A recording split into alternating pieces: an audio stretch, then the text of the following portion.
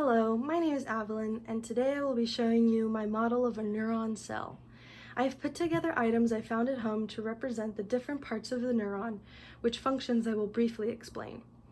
The neuron's job is to send information to other cells, whether that be to other nervous system cells or other cells throughout the body. It does this through electrical impulses and chemical signals.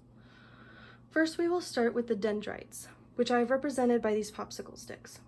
The dendrites receive the informational signal from another neuron and act as an antennae that transfers the info to the soma or cell body. This I have represented by the bigger part of the mirror. The soma houses the nucleus and other organelles used to keep the cell alive and functioning. The nucleus I have here represented by this toy strawberry. If the impulse exceeds the threshold necessary for an action potential, it is transferred through part of the cell body called the axon hillock. For the sake of clarity, we will pretend this gap is not here and that the soma is directly followed by its axon, which is a tail-like structure that carries the impulse to the rest of the cell. The axon is represented in my model as the structure connecting the mirror to the base. Along this axon, sodium channels or proteins are activated to open and release sodium into the cell.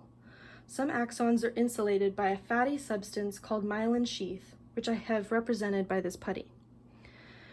There are gaps in the myelin sheath, which are called nodes of Ranvier, which for efficiency are concentrated by the sodium channels. The impulse is basically regenerated at each stage along the axon so that it continues at the same level throughout the cell. The information does not stop here. It is transferred to the next cell through the part called the axon terminals, which are branches at the end of the axon.